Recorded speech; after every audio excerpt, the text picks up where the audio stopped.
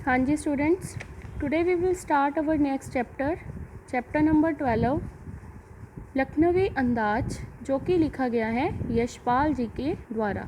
That is on the page number 77।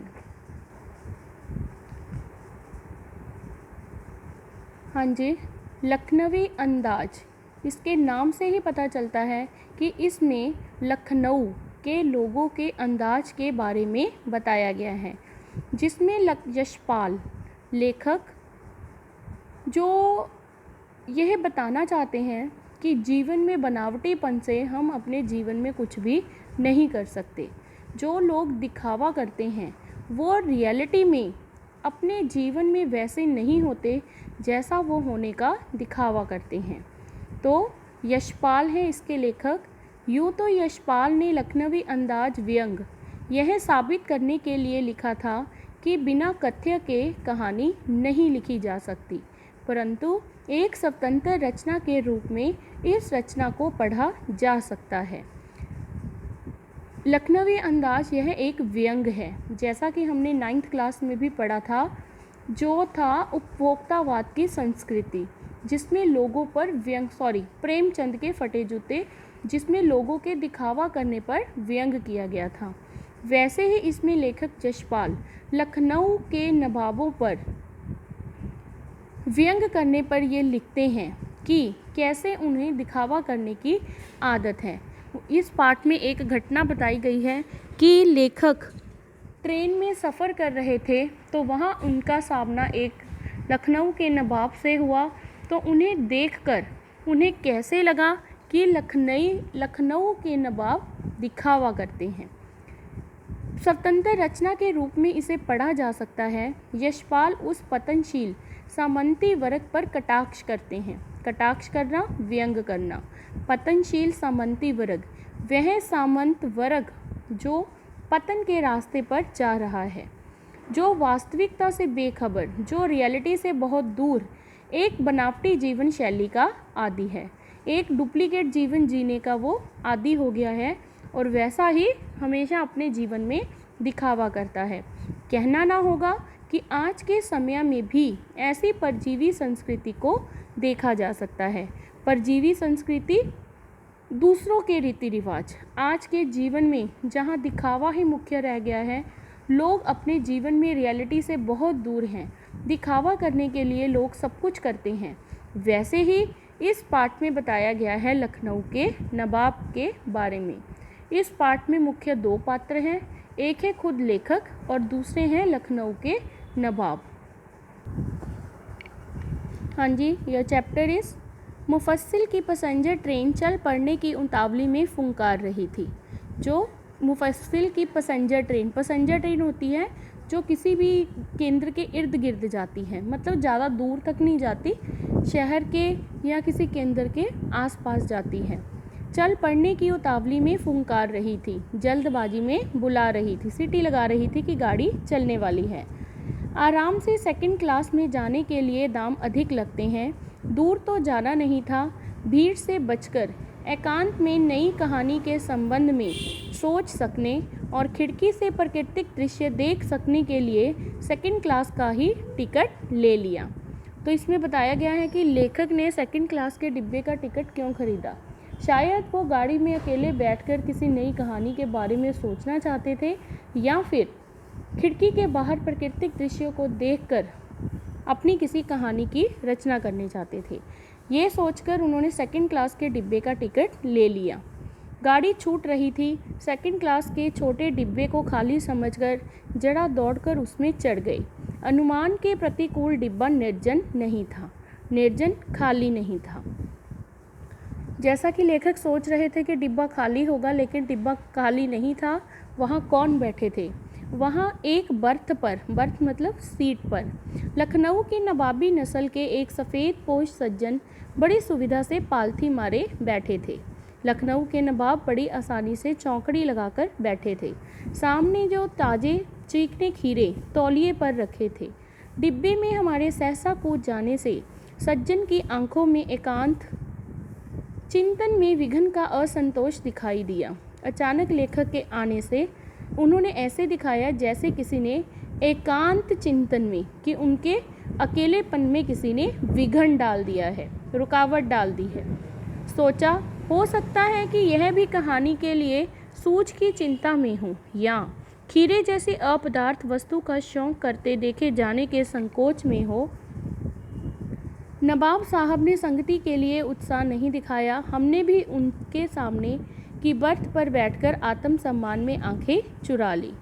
लेखक ने second class के डिब्बे का टिकट क्यों खरीदा था? ताकि वो अपनी नई कहानी के बारे में सोच सके। लखनऊ के नवाब ने सेकंड क्लास के डिब्बे का टिकट क्यों खरीदा? शायद वो भी कोई कहानी लिखना चाहते थे, या फिर खीरे जैसी अपदार्थ वस्तु। खीरे को अपदार्थ वस्तु क्यों कहा गया है? क्योंकि खीरे को हम एज ए सैलड यूज़ करते हैं, सलाद यूज़ करते हैं, और कहीं हम बाहर गए हैं या किसी के सामने अगर हमें कुछ ख़रीदना पड़े या कुछ खाना पड़े, हम अच्छी अच्छी चीज़ें खाते हैं, एज ए सैलड नहीं खाएंगे। शायद लखनऊ के नवाब को ये अच्छा ना लगे हो कि कोई उन्हें खीरा खाते देखे। शायद इसीलिए अकेले बैठकर खाने के लिए उन्होंने भी सेकंड क्लास के डिब्बे का टिकट खरीद लिया। नवाब साहब ने संगति के लिए उत्साह नहीं दिखाया। अर्थात जब नवाब गाड़ी में दाखिल हुए तो नवाब साहब ने ऐसे दिखाया कि वो उनसे बात नहीं करना चाहते। हमने भी उनके सामने की बर्थ पर बैठकर आत्मसम्मान में आंखें चुरा ली। तो लेखक ने भी अपनी सेल्फ रिस्पेक्ट बचाने के लिए अपनी आंखें दूसरी तरफ घुमा ली, उससे बातें नहीं की। हाँ जी, तो यही बातें सोच रहे हैं लेखक, क्योंकि वो लेखक हैं, हमेशा कुछ ना कुछ सोचते रहते हैं। तो नवाब साहब ने ऐसा क्यों किया, उनके तरफ संगति के लिए उत्साह क्यों नहीं दिखाया, वो ये सब सोचते हैं। खाली बैठे कल्पना करते रहने की पुरानी आदत है। नवाब साहब की असुविधा और असंकोच के कारण अनुमान लगाने लगे, सोचने लगे कि उन्होंने ऐसा क्यों किया। संभव है नवाब साहब ने बिल्कुल अकेले यात्रा कर सकने के अनुमान में किफ़ायत के विचार से सेकंड क्लास का टिकट खरीद लिया हो, कि शायद वो अकेले यात्रा करना चाहते थे और अपने पैसे बचाने चाहते थे, इसीलिए सेकंड क्लास के डिब्बे का टिकट खरीदा। और अब गवारा ना हो कि शहर का कोई सफ़ेद पोश उन्हें मंझले दर्जे में सफ़र करता देखे। अकेले सफ़र का वक्त काटने के लिए ही खीरे खरीदे होंगे। अब किसी सफ़ेद पोश के सामने खीरा कैसे खाएं, ये सब सोचते जा रहे थे लेखक कि उन्होंने ऐसा क्यों किया। हम कनखियों से नवाब साहब की ओर देख रहे थे। कनखियों से देखना, तिरछी नज़रों से देखना। फिर भी लेखक तिरछी नज़रों से नवाब साहब की ओर देखते जा रहे थे। नवाब साहब कुछ देर गाड़ी की खिड़की से बाहर देखकर स्थिति पर गौर करते रहे। कुछ देर तो नवाब साहब खिड़की के बाहर देखते रहे, लेखक की तरफ ध्यान नहीं दिया। ओह, नवाब साहब ने हमें संबोधन किया, सहसा संबोधन किया, सहसा अचानक नवाब साहब ने लेखक को बुलाया। आदाब अर्ज है जनाब, खीरे का शौक़ फरमाएंगे? तो नवाब साहब ने आदाब अर्ज है अपनी भाषा में उन्हें सलाम किया और उनसे खीरा खाने के लिए पूछा। ये बीच में जो वर्ड्स आए हैं, आदाब अर्ज है, शौक़ फरमाएंगे, तो ये उर्दू भाषा के शब्द हैं। क्योंकि लेखक नवाब साहब लखनऊ से हैं तो इसीलिए वो उर्दू भाषा बोलते हैं। नवाब साहब का सहसा भाव परिवर्तन अच्छा नहीं लगा। लेखक को ये अच्छा नहीं लगा कि पहले तो जब मैं गाड़ी में आया मेरी तरफ ध्यान भी नहीं दिया, और अब मुझे खीरा खाने के लिए पूछ रहे हैं। तो शायद उन्हें लगा कि वो दिखावा कर रहे हैं। आप शराफत का गुमान बनाए रखने के लिए हमें भी मामूली लोगों की हरकत में लथेड़ लेना चाहते हैं। लथेड़ लेना, लगा लेना चाहते हैं। जवाब दिया, शुक्रिया किबला, शौक़ फरमाए। तो लेखक ने कहा, नहीं जनाब, आप ही खाएं। तो अब नवाब साहब ने फिर एक पल खिड़की से बाहर देखकर गौर किया। अब दृढ़ निश्चय खीरे के नीचे रखा तौलिया झाड़ कर सामने बिछा लिया। अब वो खीरा खाने की तैयारी करने लगे हैं। हाँ जी स्टूडेंट्स, इसमें बताया गया है कि खीरा खाने के लिए क्या क्या तैयारी की नवाब साहब ने। सबसे पहले उन्होंने झाड़ कर तौलिया सामने बिछा लिया। सीट के नीचे एक लोटा उठाकर खीरों को खिड़की से बाहर धोया, तौलिए से पोंछ लिया, जेब से चाकू निकाला और दोनों खीरे के सिर काटे, उन्हें गोद कर झाग निकाला। खीरों के सिर काटने अर्थात ऊपर से थोड़ा सा खीरा काट लिया, उसको मसल कर फिर उसका झाग निकाला ताकि उसका कड़वापन निकल जाए। फिर खीरों को बहुत ही एहतियात से छीलकर फांकों को करीने से तौलिए पर सजाते गए। करीने से, ढंग से, एक एक फाड़ी को अच्छी तरह से सजाते गए। लखनऊ स्टेशन पर खीरा बेचने वाले खीरे के इस्तेमाल का तरीका जानते हैं।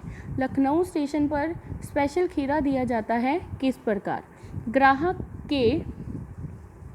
ग्राहक के लिए जीरा मिला नमक और पीसी हुई लाल मिर्च की पुड़िया भी हाजिर कर देते हैं। नवाब साहब ने बहुत करीने से अर्थात ढंग से खीरे की फांकों पर जीरा मिला नमक और लाल मिर्च की सुर्खी बुर्क दी, उस पर छिड़क दिया। उनकी प्रत्येक भाव भंगिमा और जबड़ों के स्फुरन से स्पष्ट था। भाव भंगिमा, फेस एक्सप्रेशंस, जबड़ों के स्फुरन अर्थात हम जब भी कुछ खाते हैं तो हमारा जबाड़ा हिलता है, तो उसके हिलने से ये स्पष्ट था कि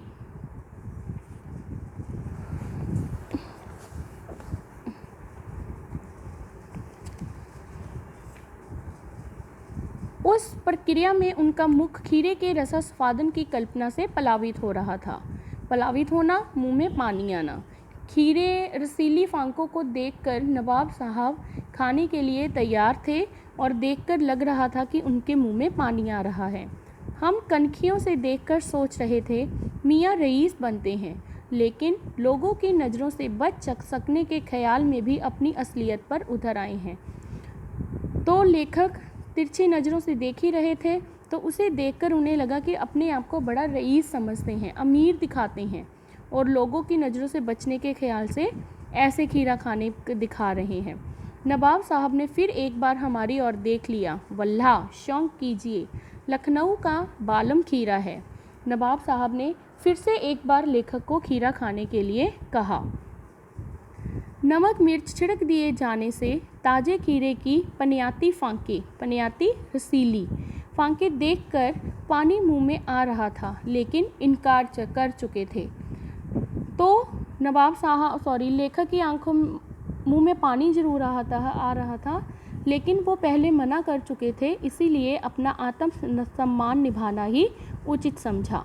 अपना आत्म सम्मान बचाने के लिए उन्होंने फिर से उत्तर दिया, शुक्रिया, इस वक्त तलब महसूस नहीं हो रही है, इस वक्त मन नहीं कर रहा है, मैदा भी ज़रा कमज़ोर है, किबला शौक़ फरमाए, नहीं आप ही खाएं। नवाब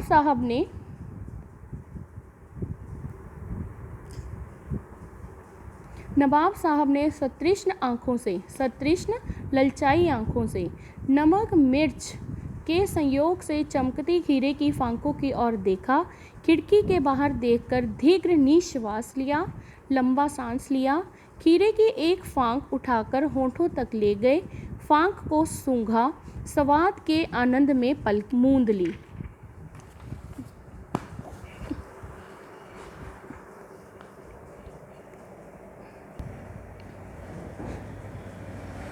आंखें मूंद गई, मुंह में भर आए पानी का घूंट गले से उतर गया। तब नवाब साहब ने फांक को खिड़की के बाहर छोड़ दिया। नवाब साहब खीरे की फांकों को नाक के पास ले जाकर वासना से रसास्वादन कर खिड़की के बाहर फेंकते गए। तो नवाब साहब ने खीरा कैसे खाया?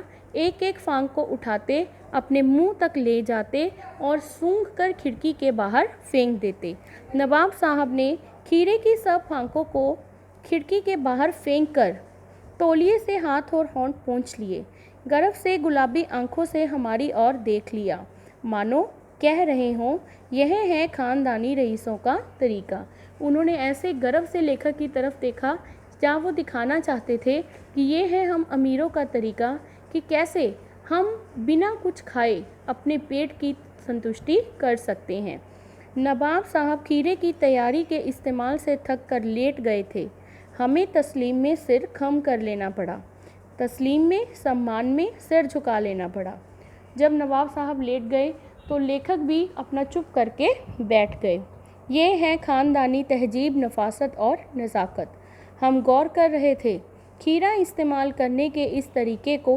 खीरे की सुगंध और स्वाद की कल्पना से संतुष्ट होने का सूक्ष्म, नफीस या एब्स्ट्रैक्ट तरीका ज़रूर कहा जा सकता है, परंतु क्या ऐसे तरीके से उदर की तृप्ति भी हो सकती है? उदर, पेट, तृप्ति होना संतुष्टि होना, पेट भरना। तो लेखक कहते हैं, नवाब साहब तो लेट गए, हम गौर कर रहे थे, हम ध्यान से सोच रहे थे कि जैसे खीरा उन्होंने इस्तेमाल किया, कैसे उन्होंने केवल सुगंध और स्वाद की कल्पना से संतुष्ट होने का दिखावा किया। इसे सूक्ष्म, बारीक, नफीस, बढ़िया, एब्स्ट्रैक्ट, बढ़िया तरीका ज़रूर कहा जा सकता है, परंतु क्या ऐसे तरीके से पेट की तृप्ति हो सकती है? क्या ऐसे किसी का पेट भर सकता है? नवाब साहब की ओर से भरे पेट के ऊंचे डकार का शब्द सुनाई दिया। इतने में नवाब साहब ने डकार लिया तो और नवाब साहब ने हमारी ओर देखकर कह दिया, खीरा लजीज होता है लेकिन होता है शकील, नामुराद मैदे पर बोझ डाल देता है। लजीज स्वाद होता है लेकिन आसानी से पचने वाला नहीं होता। ज्ञान चक्षु खुल गए, ज्ञान की आंखें खुल गई, पहचाना ये है नई कहानी के लेखक।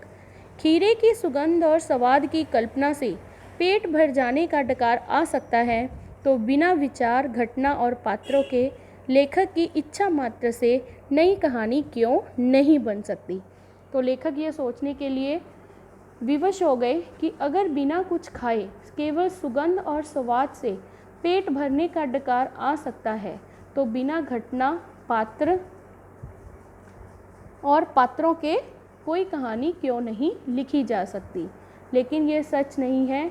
तो बच्चे, इस पाठ में बताया गया है कि जैसे हमारे पास कोई घटना नहीं है, कोई पात्र नहीं है, कोई स्थान नहीं है, तो हम कोई भी कहानी नहीं लिख सकते। बिना कुछ खाए केवल उसकी सुगंध से हमारा पेट नहीं भर सकता, तो यह सिर्फ एक दिखावा है। उसी प्रकार बिना घटना, पात्र और कथ्य के कहानी नहीं लिखी जा सकती। धन्यवाद।